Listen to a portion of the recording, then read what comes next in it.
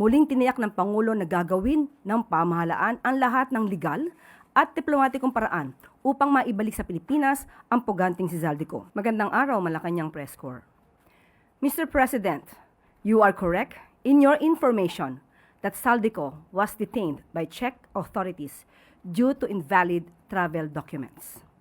Iyan ang mariing kinumpirma ng Chargé d'Affaires ng Embahada ng Czech Republic sa Pilipinas na si Eva Tensin, kaugnay sa naunang pahayag ni Pangulong Ferdinand R. Marcos Jr.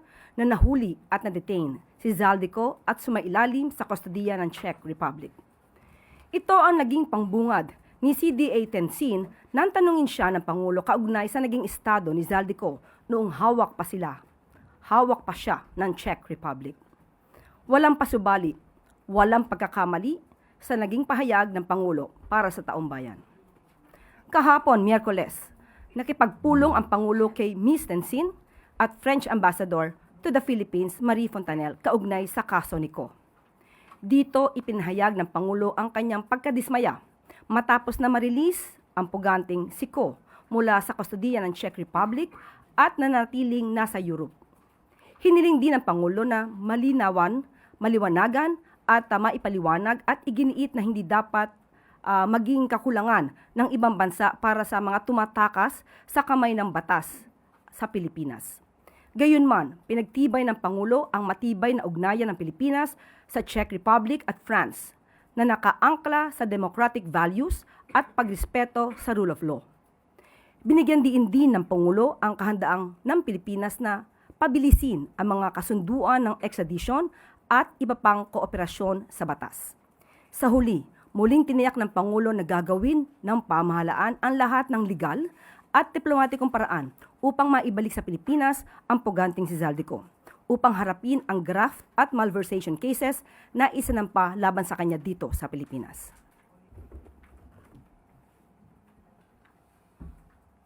At maaari na po akong tumanggap ng inyong mga katanungan. First question po, Chloe Ufana, Business World.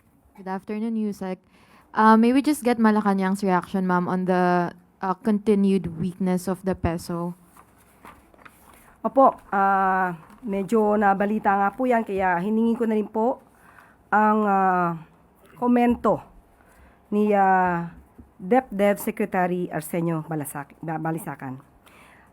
On the record low value of the Philippine peso relative to the US dollar, ang sabi po niya, depreciation results from overlapping factors, mainly external to the Philippine economy. There are two major ones. One is the unusually strong US dollar, which is pulling capital toward US assets and away from emerging markets like the Philippines. This makes the peso weaker, simply because the dollar is rising faster. The other main factor is the sharp global oil price spikes, combined with the country's dependence on imports. This causes the country's demand for dollars to spike, the trade and current account deficits to rise, and in turn, the peso to weaken. In short, the peso depreciation reflects the rise of the demand for dollars faster than the supply of dollars. So yun po ang kasagutan ni Secretary Balisacan. Pero sa Malacanang, ma'am, how concerning is this historic low value, especially, ma'am, in terms of second round effects in terms of transportation and other expenses? Of course, masasabi po natin na dahil sa dulot na rin po ng krisis sa Middle East, maaaring ito ang inasahan at sa paliwanag na nga rin po ni Secretary Balisacan. At yun din po ang nasa saloobin ng palasyo at ng Pangulo. And last na, ma'am, what measures are we eyeing po to help lift or support our local currency? Sinagot din po yan ni Secretary Balisacan. Ang sabi po niya, and I quote, "First, it is the BSP, our central bank that has the institutional mandate to stabilize the peso and prevent excessive volatility. Its ammunition is sufficient to prevent excessive volatility." So yun po ang kasagutan, Secretary Balisacan. Next question po, Maricel Halili, TV5. Magandang hapon po, Yusek. Yusek, follow-up lang po doon sa meeting ni Presidente with the Ambassador of France and Chargé d'Affaires of Czech. So kinumpirma na na-detain po si Zaldico. Ano po ang nabanggit ng Charge de Affairs? Gaano po katagal na-detain itong si Zaldico and bakit daw po pinalaya? Okay. Nung sinabi po ito ng Charge d'Affaires ng Czech Republic, yun lamang po ang kinumpirma niya sa Pangulo. Talagang na-detain si Mr. Zaldico sa Czech Republic dahil nga po sa invalid travel documents. At maliban po dyan, humihingi pa po ng iba pang pahayag or information ang ating Pangulo sa Czech Republic. Pero hindi na po napagbigyan ang Pangulo dahil sa may sinusunod ang Czech Republic na international law, European and national laws. At sabi po niya kung pwede nga po na makahingi pa ng tulong mismo sa gobyerno ng Czech Republic para mas marami pang impormasyon na maibibigay dahil nga po kahit si Secretary Vida ang pumunta sa Czech Republic ay hindi na po nabigyan ng additional information. Pero ang tugon lamang po nila ay makikipagtulungan sila ng naaayon sa kanilang batas. Ma'am, does the President see the need to directly talk to President Macron para mas maging madali yung pagpapauwi kay Zaldico? Kung pag-uusapan natin ang pagpapamadali ng pagbalik kay Zaldico, yan po ang ibinigay na mensahe ng Pangulo sa Czech Republic at saka sa bansang France. At muli, ang sabi nila, hindi po sila makakapagbigay ng impormasyon lalo na't kung may individual case for a political asylum. So yun lamang po ang nakuha na impormasyon natin kahapon kasama ang Pangulo. Si Pangulo ang nakipag-usap at sinabi po niya na dismayado po siya sa nangyari at very unsatisfactory yung naging result. Dahil habang patuloy na nakikipag-ugnayan ang bansa sa Czech Republic habang nandoon si Zaldico ay biglang naputol ang pagbibigay ng impormasyon. Last na lang po, ano po yung commitment na ibinigay ng France at saka ng Czech Republic kay PBBM with regards to the case of Zaldico? Nandun pa rin po, ang bilateral relations ay hindi maapektuhan at ibibigay ang anumang impormasyon basta naaayon ito sa kanilang batas. Thank you. Sir. Next question po. Tristan Nodalo, Newswatch Plus. Good afternoon, Yusek. Follow-up na lang din po, although meron na po kayong nasagot sa una. But sa ngayon po, wala tayong masasabing update pagdating sa current status ng application ng asylum ni Zaldico because the concern now is kung mabigyan po ng certificate of asylum si Mr. Ko, ay it would render the Interpol Red Notice ineffective or parang mawawalan po siya ng visa. So parang time is of the essence also to mag-agapan yon bago magtuloy-tuloy yung application niya. Wala pong nabanggit kahapon si French Ambassador patungkol po dyan at kaya yung mga ibang nag-speculate at nagbibigay ng kanilang mga opinyon na bakit hindi nagbibigay ng pahayag ang palasyo dahil yun po ang polisiya ng bansang France at ng bansang Czech Republic. So wala pong tinatago ang gobyerno. Sa mga nagsasabi na malamang na may tinatago ang gobyerno ng mga informasyon, wala po.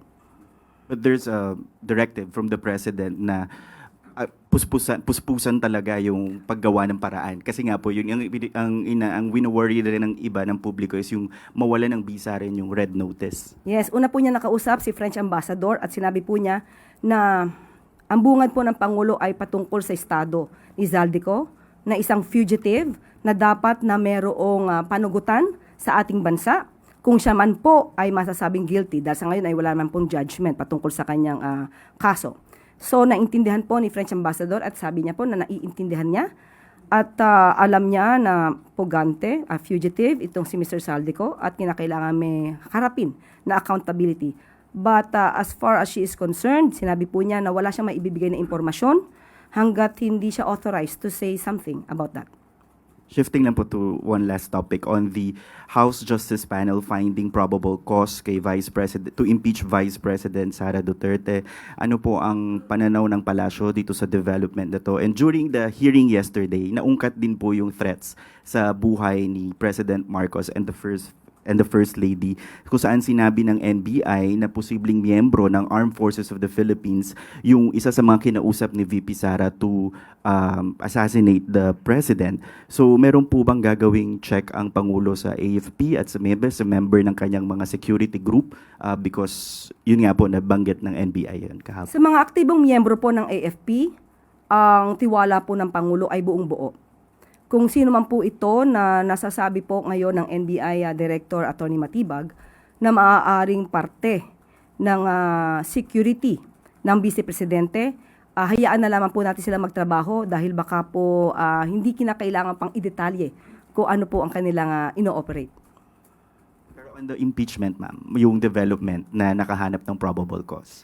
Yan po ay trabaho ng Kongreso. Kung nakita po natin ang boto dahil nakita naman nila sa pamamagitan ng kanilang hearing na naganap at may mga ebidensyang na ipakita. So, ang pagdedesisyon nila ay naaayon naman sa kanilang mga nasaksihan. Susunod na mo tatanong po, Rafi Ayeng, Daily Tribune. Hi ma'am. Doon po sa meeting, napag-usapan po rin kaya na isama sa request yung pagpapabilis ng red notice kasi since nasa France po yung headquarters ng Interpol. Hindi po napag-usapan yan. Wala po siyang hinihiling sa bansang France patungkol po sa red notice. Ang hinihiling lang po niya sana ay makapagbigay ng mas marami pang impormasyon at ipinagbigay alam niya ang estado ni Mr. Saldico patungkol po sa hinaharap niyang kaso sa atin. Yes ma'am.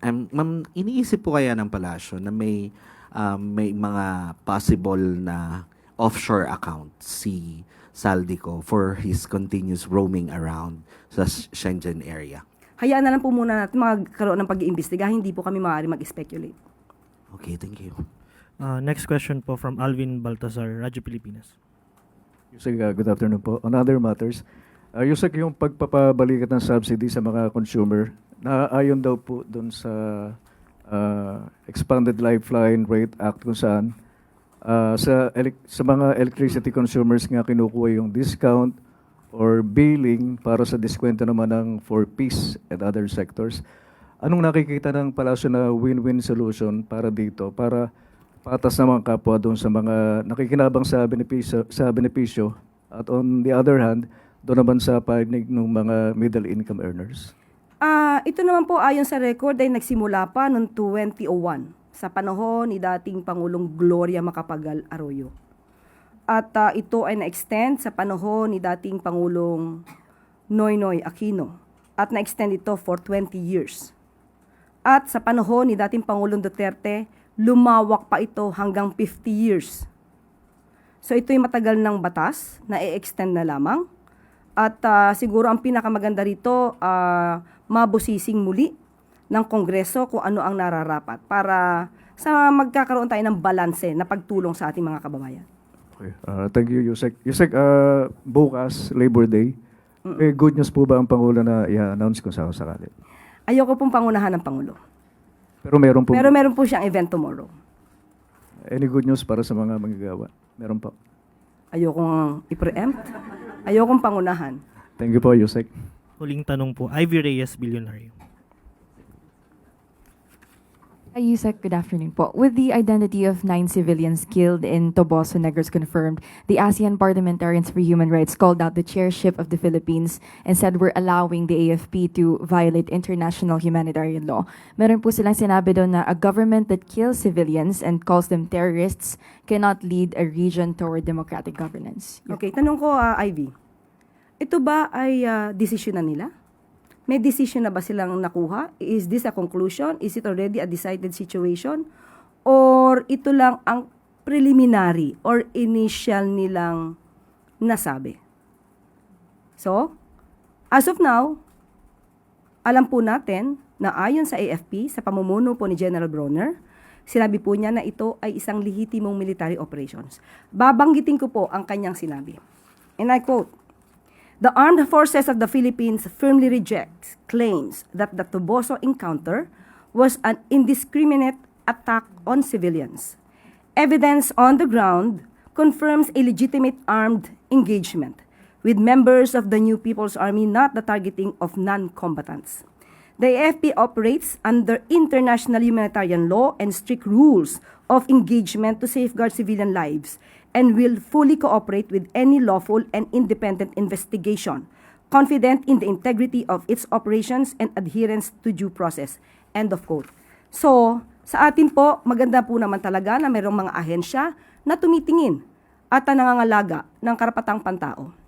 Pero sa atin, hindi po siguro dapat muna magbigay ng konklusyon kung wala pang full-blown hearing, trial, na masasabi natin na meron ng mga taong guilty sa sinasabing violation of human rights. But Yusek, kinumpirma po mismo ng CPP na hindi sa kanila yung 9 civilians po, hindi miyembro ng NPA. So they're calling for accountability, yung ASEAN Parliamentarians for Human Rights, for the AFP to take accountability for the deaths of those 9 civilians. Any comment po? Of course, nakikiramay po tayo kung meron mga taong nabawian ng buhay. Pero as of now, kung yan po ang sinasabi nila, meron din naman pong version ang AFP. Kaya kinakailangan po talaga na masisinang pag-iimbestiga rito at open naman po ang AFP patungkol dito. Yusek, may tanong po from SOC Sergeant and BARM through the PIA kay Dave Castillo, DXJR 94.3 Power Radio Mid-Sayap. Maraming Pilipino ang patuloy na nangangamba tungkol sa kakulangan ng trabaho at tumataas na gastusin sa araw-araw. Ano po ang mga bagong programa ng pamahalaan ngayong taon na nakatuon sa paglikha ng mas maraming trabaho at pagtulong sa mga pamilya na makayanan ang tumataas na halaga ng pamumuhay? Opo, tinanong po natin mismo ang DOLE patungkol dyan at may maganda naman po silang balita. Ayon po sa DOLE, sa ngayon atin pong pinagtutuunan ng pansin ang pagpapalakas ng ating employment facilitation sa pamamagitan ng DOLE at Public Employment Services Offices sa iba't ibang LGUs. Kasabay nito ang pagpapatupad pa rin ng youth employability programs ng DOLE tulad ng Special Program for the Employment of Students, Government Internship Program at Job Start. Sa mga naghahanap ng pagkakakitaan, nariyan po ang livelihood program, hindi lamang ng DOLE kundi pati na rin ng DTI at DSWD. Kasama na rin po dito ang OWA at DMW.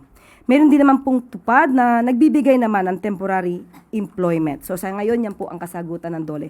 Hindi po papabayaan ng ating pamahalaan at ng ahensyang DOLE na kayo ay manatiling walang trabaho. So, kapag ka po, nakita naman po natin mga job fairs na ipinapatupad po, magbigay lang din po kayo ng oras at baka kayo po ay maging swerte na makakuha agad ng trabaho. Yun na pong huling tanong, Yusek. Back to you po. At bago tayo magtapos, masaya kayo dahil sa microsite. Maraming salamat at na-open po ninyo. Nagpapatuloy na maging produktibo at makabuluhan ang linggo para kay Pangulong Ferdinand R. Marcos Jr.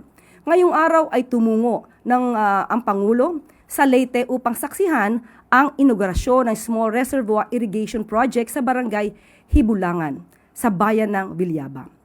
Malinaw ang hangarin ng Pangulo, ang palakasin pa ang suporta ng national government sa sektor ng agrikultura sa pamamagitan ng paghahatid ng mga proyektong may hatid na ginhawa sa ating mga magsasaka.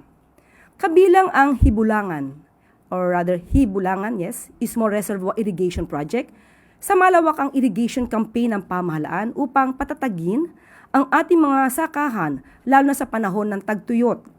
Sa tulong ng nasabing irrigation project, hindi na kailangan pang umasa sa ulan ang mga lokal na magsasaka para lang makapagtanim. Sa tulong ng mas malapit na irrigation projects, may pagkukuhanan na sila ng supply ng tubig. Walang patid ang produksyon, patuloy lang ang daloy ng kita. Tinatayang aabot sa 2,750 hectares ng agricultural land ang makikinabang sa reliable water supply mula sa proyekto. Kung noon ay 1 ani lang kada taon ang kaya ng mga magsasaka, ngayon ay maaari pa itong maging 2 o higit pa. Kapag steady ang supply ng tubig ng mga magsasaka, mas maganda ang ani, mas masagana ang kanilang buhay. Inaasahang makakatulong ang irrigation project sa halos 2,000 magsasaka mula Villaba, Matag-Ob at Cananga. Matapos ang inaugurasyon, bumisita naman sa Tacloban si Pangulong Marcos Jr. upang pangunahan ang turnover ng financial assistance mula sa Social Civic Projects Fund at kamustahin ang Presidential Scholars. Makakatanggap ng 200,000 pesos ang bawat barangay kung saan 100,000 ang mapupunta sa financial assistance ng mga scholars at ang natitira namang 100,000 ay para sa ibang priority projects ng barangay. Gamit ang nasabing pondo na nakalaan sa edukasyon, matutulungan din ang mga eskolar na makatapos ng pag-aaral at makamit ang kanilang mga pangarap. Layunin ng Pangulo na iparamdam sa ating mga lokal na pamahalaan ang matatag na suporta sa national government sa kabila ng mga pagsubok na sama-sama nating hinaharap. Maliban dito, personal ding sinaksihan ni Pangulong Marcos Jr. ang rice distribution sa ginanap na Eastern Visayas, Bawat Bayan Makikinabang program sa Tacloban City Convention Center. Batid ng Pangulo na noon ay matagal nang dumating sa mga LGU ang tulong mula sa national government. Kaya naman, minarapat niyang pabilisin ang proseso para ramdam agad ng mga residente ang progreso. Mula sa Local Government Support Fund, naglaan ang gobyerno ng pondo para sa Bagong Pilipinas Rice Program para tiyaking agad nakakarating ang pondo sa lokal na pamahalaan. Kapag mas mabilis ang dating ng budget, mas mabilis mararamdaman ng taumbayan ang ginhawa. Layunin din ng rice distribution program ng pamahalaan na siguruhing sapat ang supply ng pagkain ng bawat pamilyang Pilipino. Sa ilalim ng programa ay makakatanggap ang mga benepisyaryo ng 10 kilong bigas kada 2 buwan ngayong 2026. Hindi lang mga benepisyaryong pamilya ang nakikinabang sa programa dahil binibili ng pamahalaan mula sa local farmers ang dekalidad na bigas na pinamimigay sa ating mga kababayan. Maliban sa mga aktibo ngayong araw, or rather aktibidad ngayong araw, naging abala din ang Pangulo sa kaliwat ka ng kaganapan sa kanyang dinaluhan ngayong linggo. Lunes, April 27, ay tumungo ang Pangulo sa Roa City sa Capiz upang pangunahan ang rice distribution para sa mga benepisyaryo ng Bawat Bayan Makikinabang program. 500 pamilya kabilang ang mga mula sa vulnerable sectors at mga miyembro ng samahan ng mga magsasaka ang nahandugan ng dekalidad na bigas. Sa parehong araw din ay personal na sinaksihan ni Pangulong Marcos Jr. ang mass oath-taking ng libu-libong teachers and school heads mula Western Visayas. Ginanap ang mass oath-taking bilang pagkilala sa mga bagong promote na guro sa ilalim ng Expanded Career Progression System ng pamahalaan. Martes, April 28 ay nagbigay ng talumpati si Pangulong Marcos Jr. sa 2026 National Invention Contest and Exhibits Awarding Ceremony, kung saan ay naghayag siya ng suporta sa Filipino inventors. Sa parehong araw ay pinamunuan naman ng Pangulo ang ika-5 Uplift Committee meeting kung saan tinalakay ang mga hakbang ng pamahalaan upang pagaanin pa ang pasanin ng mamamayang Pilipino sa kabila ng nararanasang global energy crisis. Kahapon lang, April 30, ay pinamunuan ni Pangulong Marcos Jr. ang Joint National and Regional Peace and Order Council meeting sa Malacanang. Layunin na nasabing pagpupulong na palakasin ang koordinasyon sa pagitan ng mga ahensya ng pamahalaan upang mapanatili ang kapayapaan at kaayusan sa bansa.